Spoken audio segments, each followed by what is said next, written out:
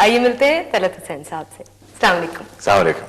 कैसे हैं आप? मैं बिल्कुल ठीक हूँ। बहुत बहुत शुक्रिया, आप हमारे शो में आए और हमें मौका दिया कि हम आपको और आपकी वालदा दोनों को जान सकें। मैं आपका शुक्रिया तो नहीं अदा कर सकता, आप तो बहुत छोटी हैं मुझसे, लेकिन thank you very much for inviting me. हाँ तलत साहब, सबसे पहले तो मेरी जनरेशन तो शायद नहीं उनसे वाकिफ, लेकिन आपकी जो जनरेशन है वो आपकी वालदा की आवाज़ से बहुत अच्छी तरह वाकिफ थी। हाँ, और है।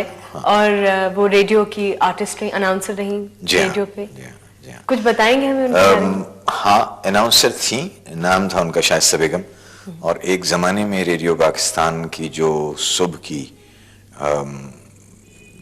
की मजलिस होती थी, जो नशरियात होती थी, उनसे साल हा साल तक उनकी आवाज़ आइडेंटिफाइड रही है।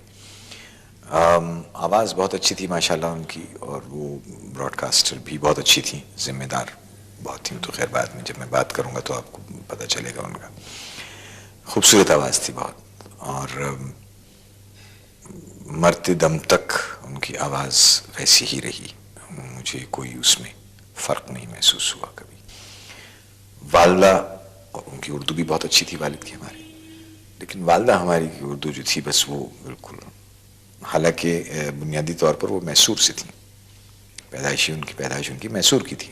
अच्छा। और परवरिश उनकी ज़्यादातर बॉम्बे में हुई थी, लेकिन इसके बावजूद एक एक लफ्ज़ मोती की तरह से पिरोया हुआ होता था जब वो बात करते थे। और आज भी लोग जब बात करते हैं तलफ़ुज़ की या अच्छी आवाज़ की तो उनका नाम ज़रूर आता है। बहुत, मतलब मेरी वालदा थी, मैं क्या तारीफ करूँ उनकी इतनी। बहुत बहुत ज़बरदस्त खातून थी, और बड़ी, हमारे साथ तो खैर जो भी थी वो थी। आपके साथ तो वालदा थी ना, तो आपका तो एक अलग ही बड़ा वो रहता था। मुझे आज तक भी यकीन नहीं आता कि उनका इंतकाल हो चुका, और मैं, आप यकीन कीजिए कि अब तक भी इमोशनल हो जाता हूँ उनके मामले में, जैसे इस वक्त हो रहा हो। आप इस चीज़ को माफ़ कर दीजिएगा मेरी, लेकिन ये कि जो कुछ हमने सीखा उसमें आगे बुजुर्ग भी आए हमारे साथ, उन्होंने भी बहुत हमारी मदद की, और बहुत उसके नाम उनके बड़े बड़े नाम थे। लेकिन वालिद और वालदा ने हमारे साथ जो किया उस वक्त तो मुझे बुरा लगता था, सच्ची बात आपको बताऊं। बहुत सख्त गिर थी उनके, रोग का ये आलम था कि हम कांपते थे लिटरली। हाँ, लिटरली कांपते थे। यानी मैं एक वाकया आपको सुनाऊं उनका। मेरा ख्याल है कुछ 4-5 साल की उम्र होगी मेरी। वैसे बाय द वे मुझे 2 साल की उम्र तक के वाकयात याद हैं। Really? हाँ, 2 साल तक। ये याददाश्त पे आपको अपनी वालदा से मिली है? जी, विरसे में कि बहुत स्ट्रॉन्ग याददाश्त थी। तो दोपहर का वक्त था, खाना बड़ा अच्छा पकाती थी। अच्छा। ऐसा खाना पकाती थी कि सुभान अल्लाह। और तली हुई मछली तो उनके हाथ की जैसी मैंने आज तक खाई ही नहीं कहीं। वो by virtue of being from south उनका एक था सिलसिला। तो उन्होंने कोई मछली तली हुई थी, वो रखी हुई थी नेमत खाने में। दोपहर को सोती थी तो हम भी घर होते थे, हम भी सोते थे, ज़ाहिर छोटे थे, साथ सोते। ये सोई हुई थी, मुझे मछली ज्यादा पसंद थी। मैं उठ के चला गया नींद में, कहीं नींद से मेरी आंख खुली तो मेरा दिल चाहा, मैंने जाके नेमत खाने से उठा के मछली खानी शुरू कर दी। इनकी आंख खुल गई, आई आके मुझे देखा, अरे मछली खा रहे हो? उसके बाद लेके गई, अच्छा चलो रखो इसको। रखा, लेके गई, हाथ धुलवाए साबुन से, अच्छी तरह से मुंह साफ किया। उसके बाद जो मारा है उसके बाद मारा। अच्छा, वो बात मेरी समझ में कभी नहीं आई। जब मैं काफी बड़ा हो गया तो मैंने एक दिन इनसे पूछा, मैंने कहा अम्मी यहाँ आप मुझे ये वाकया, अव्वल तो पहले उनको यही समझ नहीं आई कि मुझे वाकया कैसे याद है। मुंह उनका बिल्कुल सफेद हो गया, कहने लगे ये क्या, तुझे पता है तू कितना बड़ा था? मैंने कहा जी मैं तो उससे पहले पटियाले में जहाँ पैदा हुआ था वहां के ये हालात है। तो बिल्कुल वो सख्ते में आ गई और कहने लगी कि किसी के सामने मत कहना, नजर लगती है, तुझे कैसी याद है ये सारी बातें? वो मैंने बताया कि ये ऐसे। तो खैर, अब जब अदाकारी की तरफ मैंने सोचा जाने के लिए तो वो तो एक अजीब ही मसला था।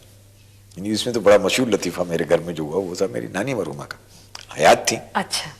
मेरी वालदा के 6 महीने के बाद इंतकाल हुआ उनका, 90 साल की उम्र में माशाअल्लाह इंतकाल हुआ मेरी नानी का।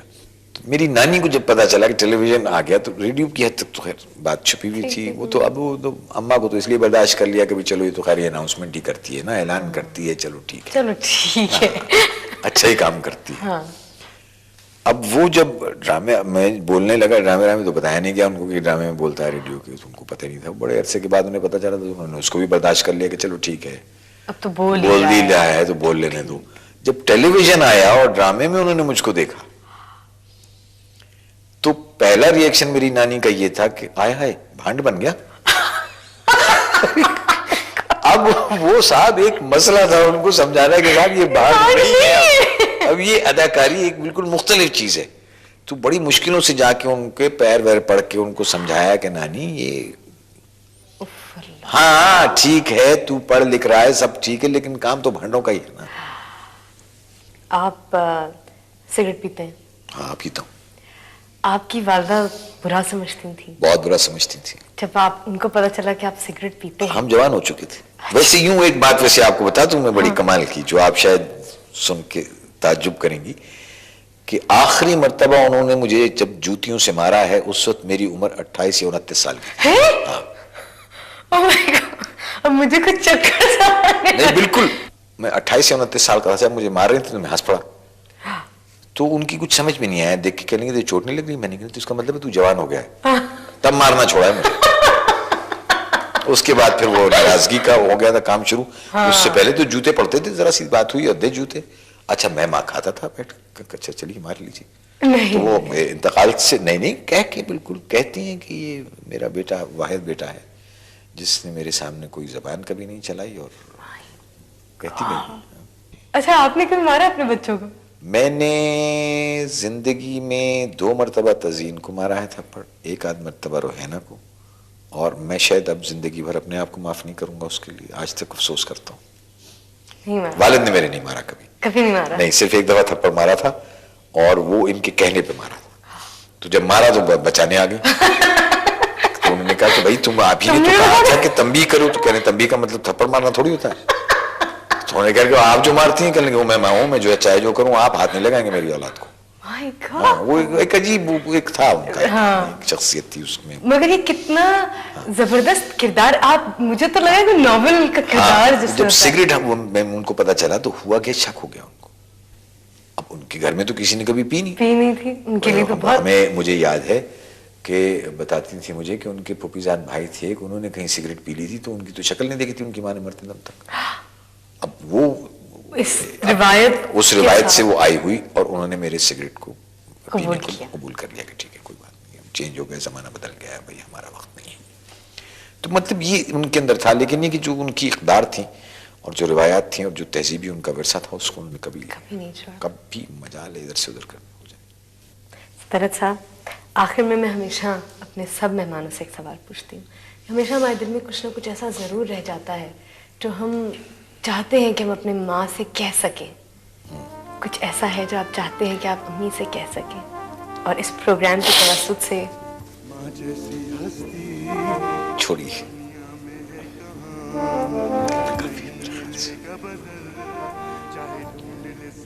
थैंक यू सो मच, बहुत बहुत लड़की तुम ठीक है? ठीक है।